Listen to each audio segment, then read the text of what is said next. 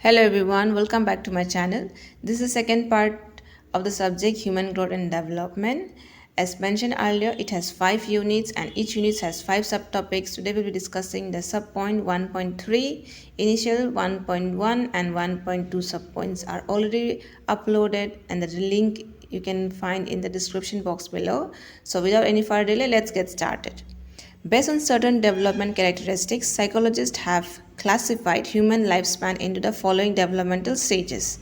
First, it's divided into two main parts, prenatal and postnatal. Prenatal means the development, the growth and development that happens before birth, and postnatal means that happens after birth.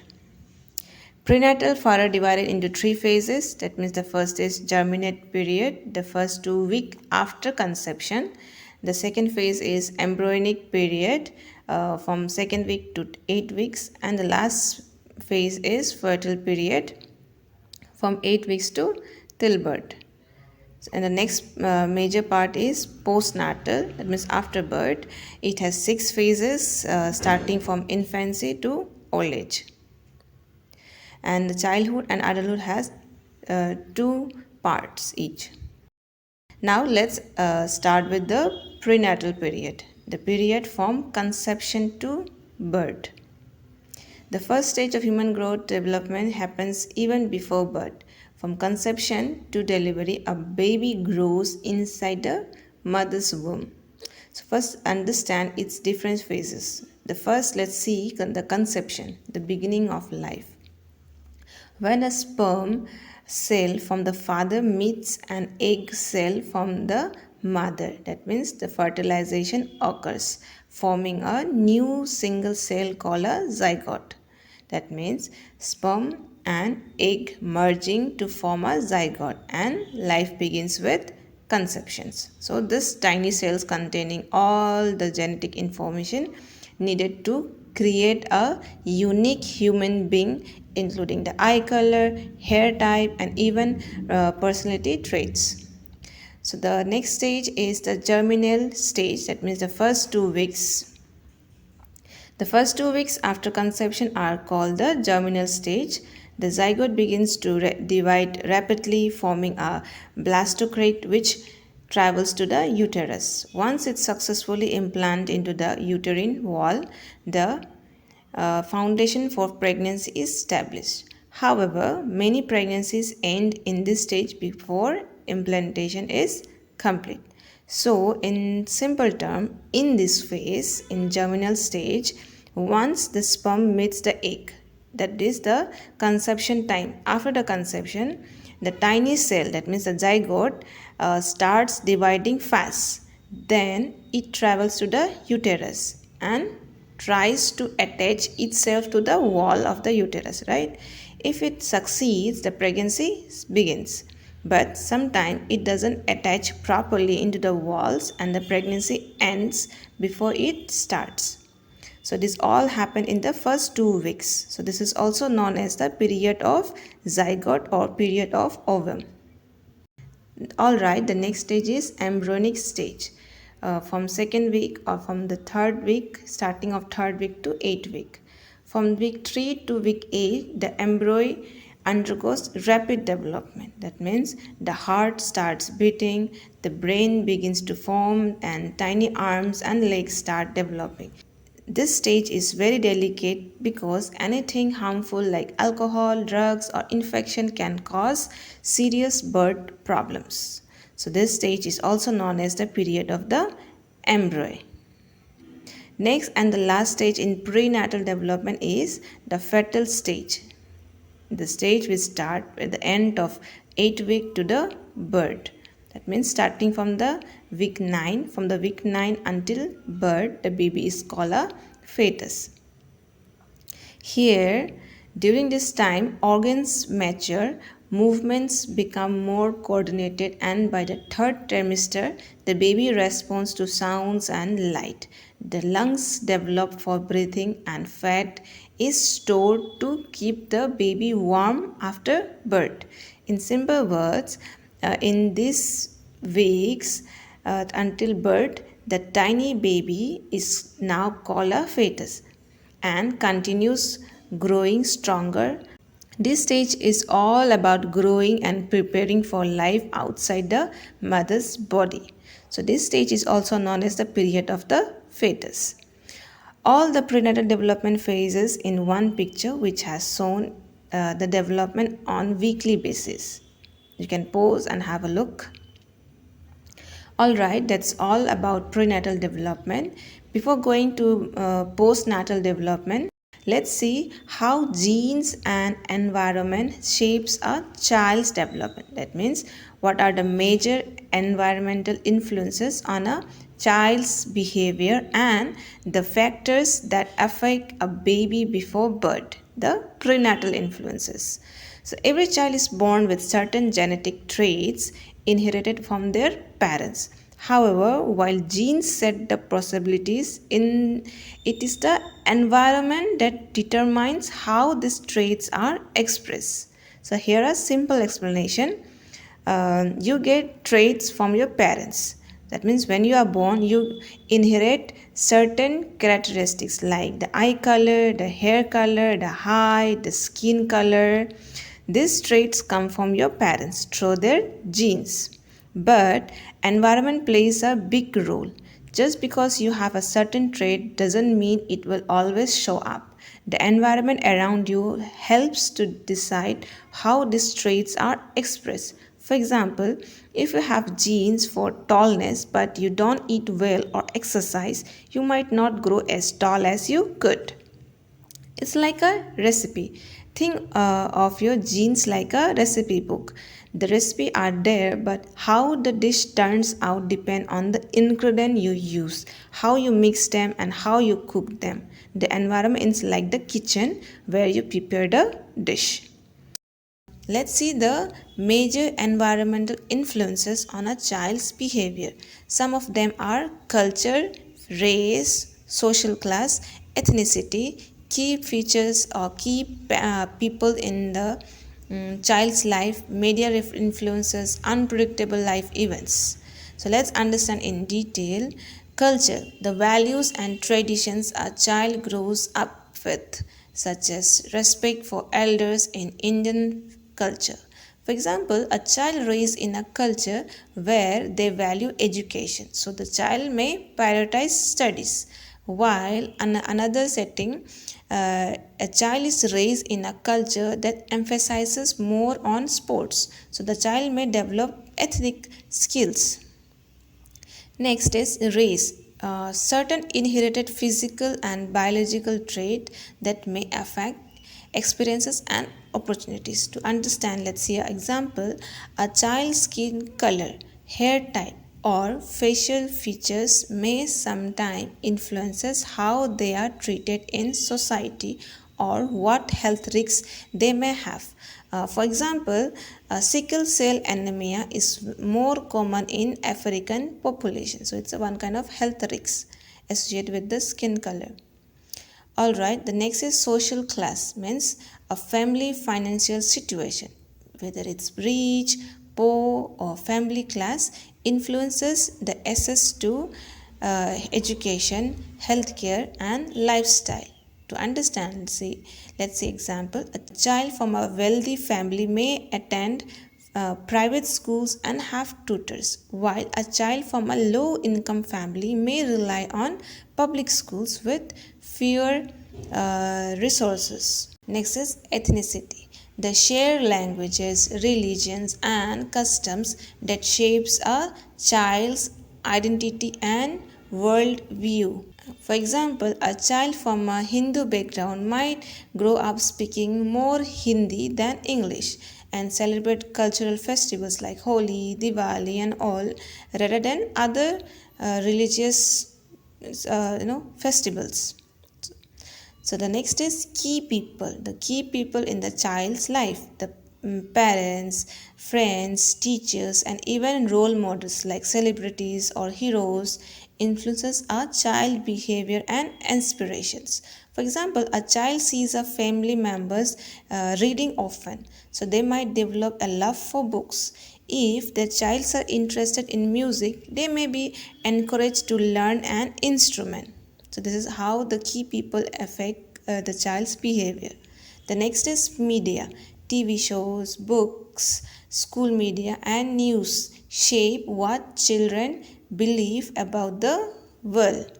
For example, a child watching educational cartoon may develop an interest in science, while others exposed to violent content frequently might become aggressive or fearful. Unpredictable situation like a sudden financial change, losing a loved ones, or a health condition can have a big impact on a child's development. So, for example, a child who loses a parent may struggle emotionally and academically, while one who moves to a new country might need time to adjust to a new language and the culture.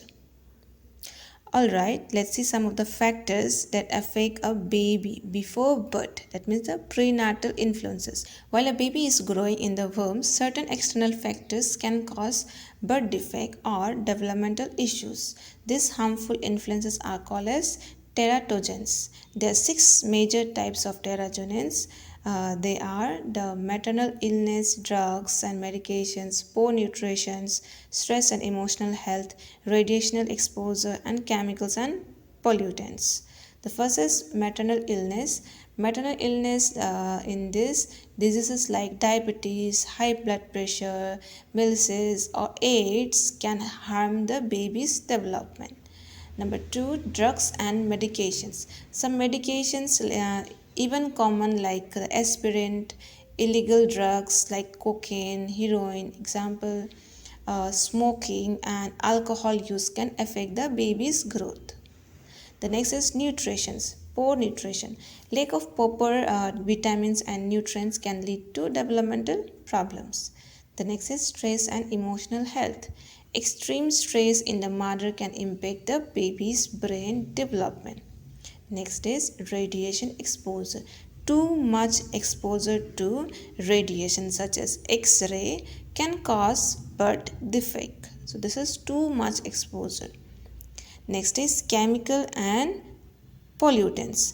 Air pollutions, any pollutions or toxic chemicals and heavy metals like lead or mercury can harm the baby's growth. So these are the six teratogens that affects a baby before birth. Alright, let's go to the next session of the human growth and development, that is postnatal development, which is after a child is born. The first phase is the infancy, birth till 2 years of age. These are the main areas where growth and development can be observed. So let's understand each. The first, reflexes and motor skills. That means babies are born with automatic movements like sucking, grasping, and turning their head towards touch. For example, a newborn baby will tightly hold onto your finger when you place it in their hand. The next is sensory and perceptions development. Infants can see, hear, and touch but have blurry visions initially. So they recognize faces and voices over time. For example, a baby smiles when they see their mother's face but might cry if a stranger holds them. So this is the sensory and perceptions growth and development part. The next we can see is the learning. Babies learn through experiences and repetitions. They associate actions with outcomes. So, for example, a baby learns that crying gets them attention or food. So this is how they start in learning phase. The next changes we can see in language development. Children starts with cooing and babbling, then progress to simple words. The next we can observe is the cognitive development. Babies begin to understand that objects exist even when they are out of sight. The object permanence happen in the later age of this infancy after 1 years of age. For example, if you hide a toy under a blanket, the baby will look for it instead of thinking it disappeared. The next is memory. Babies remember facial similar faces and simple patterns.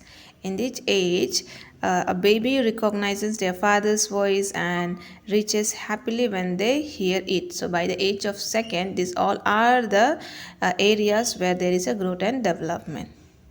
Next stage is childhood. The first part of childhood is early childhood from 3 to 6 years of age. So let's see what all are the areas of development which can be observed in early childhood. The first area is physical development, next is brain development, motor skills, health, cognition, memory, language. First is physical development. Children become more active and develop eye hand coordination in the early childhood phase. For example, a child learned to ride a bicycle and or hold a pencil properly in this early childhood phase. The next brain development we can see in this age is the brain grows quickly, helping with reasoning and language skills.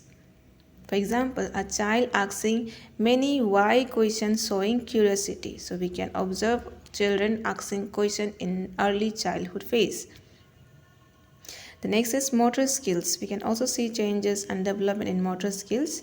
Children improve running, jumping, and fine motor skills while like writing and drawing. The next is health. Minor illnesses like cold are common in this age group, but nutrition and sleep play a big role in boosting the immunity. The next is cognitive development. Children start using imagination but still struggle with logic. In this age group, a child, for example, believes their toy car has feelings and talks to them. The next is memory. In this phase, they start remembering daily routine and special events. For example, a child remembers where they keep their favorite toys. This memory was not possible when they were in the infancy till 2 years of age. So, in this early childhood phase, this can be observed. The last one is language. Vocabulary expands rapidly in this age group. They start forming longer sentences compared to the infancy, like this till 2 years of age. In the phase of infancy, the child maybe observe saying dog when they see the dog, but in early childhood, they might be saying, "Oh, the dog is running." So there is an improvement in language uses. All right, the next childhood phase is later childhood. That means from 7 to 11 years of age. These are the major areas of growth and development we can see from 7 years to 11 years of age.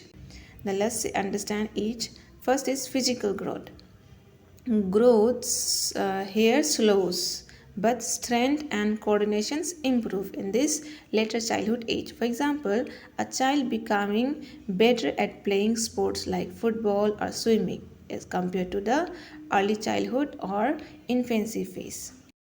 All right, the next is nervous system.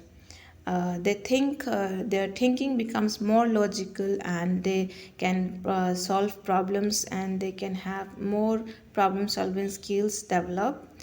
For example, a child figuring out how to build a Lego structures by following instructions. So there is a more logical and problem skills development as compared to the other phase of life. The next is motor skills, more precise control over body movement. So, in this later childhood age, we can see the child can control their movie more precisely. For example, a child learning to write in cursive or they can play some musical instruments, right? So, by the age of later childhood, by 7 to 11 years, they become more good in fine motor skills. The next is health. In health sector we can see various changes, like we can see there is a risk of obesity increases if diet and exercise are not balanced well. For example, a child who eats too much junk food and doesn't play outside may gain excessive weight. The next is cognitive development. Understanding cause and effect relations improve in this age group. For example, a child realizing that studying more leads to better test scores. So the cognitive development are more broad, and they understands the understanding improves well. The next is memory. They can see there is a changes in the memories as well. They use tricks to remember things which is not possible in early childhood or infancy period. uh, Tricks like remembering mnemonics, for example. The next is language and intelligence. They become more better in reading, they become better in writing, understanding multiple languages. For example, a child reading a chapter book on their own and explaining the story. All right, the next stage of life is adolescence. That means it starts, it typically starts on an average from 12 to 18 years. See, in some, the changes which are seen in adolescence can be seen earlier before this age group, but this is the average age group of adolescence to be start. The physical development, there is a rapid body changes due to puberty. For example, in boys' voice, there is more deepen, and girl develop curves in their body. So we can see a rapid body changes in adolescence. The next is hormonal changes. There is, for example, mood swings, emotional ups and downs are common in this adolescence. The next is cognitive development. Example, their cognitive become more abstract in thinking, and they can plan for their future improvement. For example, a teenager thinking about career choices, long-term goals. So all this happens start in adolescence. The next is emotional and social development. For example, the identity crisis and peer pressure influences the behavior. For example, a teenager wanting to dress like their friends to fit in. So there are more emotional and social changes observed in this adolescence. The next is memory and learning. In this phase, there is more improve in focus and critical thinking skills. For example, a child analyzing different viewpoints in a debate competitions. The child can analyze different viewpoints of the people.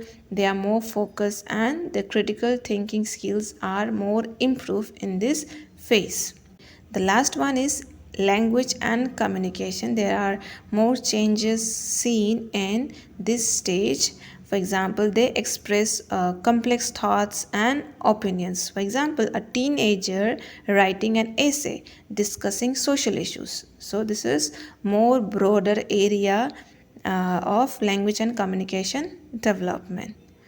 Early adulthood, that means from 20 age to 29 years of age. This is the areas where we can see changes: the physical, the cognitive, social and emotional, and memory and learning. This is the major area where changes is seen. The first is physical development. The body strength and the fitness is at the peak level in this age group. The next is cognitive skills. In this age period, in early adulthood, they improve in decision making and responsibility. The next major changes we can see is the social and emotional growth. There is a focus on relationships, they focus on career and life goals as well. For example, a person deciding to get married and change their careers. The next is the memory and learning changes we can observe. For example, there is learning of new skills, adapting to challenges, and all we can observe in the early adulthood phase. All right, the next is later adulthood that start from 30 to 50 years of age. And the changes and development we observe are: in physical changes, the metabolism slows down and signs of aging starts. For example, a person noticing weight gain despite eating the same diet as before. The next change is in cognitive development. They experience an wisdom help in decision making. In simple terms, the experiences they have from the past experiences, this help in more advanced decision making. For example, a manager using years of experiences to solve workplace problem or even life problems. The next area is in memory. Long term memory is strong, however, the recalling speed may be slow. For example, remembering childhood events clearly but struggle to recall where they keep their keys. And the last area is changes in social and emotional growth. In the midlife reflections on achievement and future goals. That means in this phase they start reflecting on their achievements and the reflecting on their future goal. For example, a 40-year-old start questioning if they are happy with their current career choices or not. The next is senescence that start from 50 years of age to 60s. The changes are in physical changes. They are more visibly aging. Means the wrinkles, the hair grays are visible.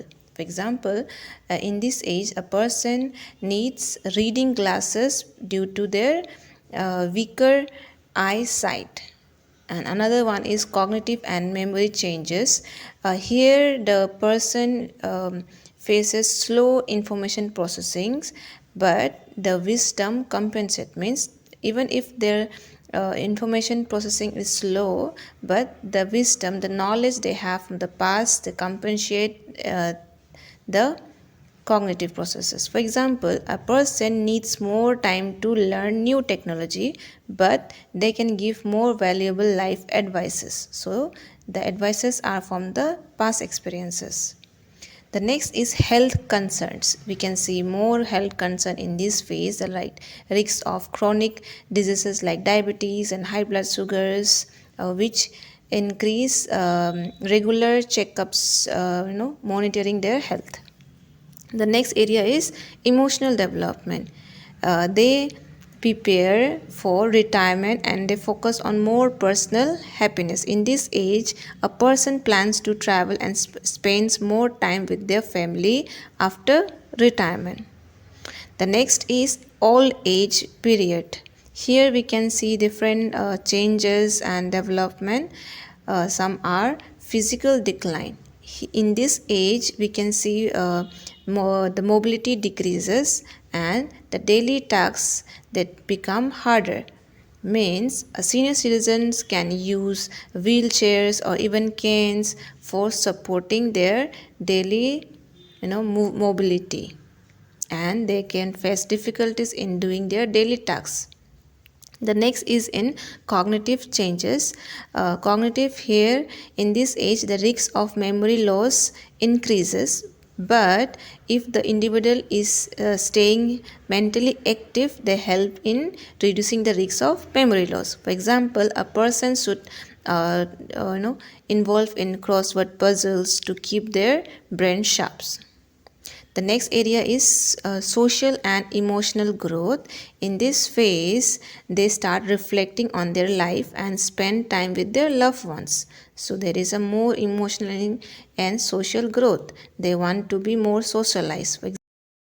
The next is memory. Short-term memory weakens in this age group.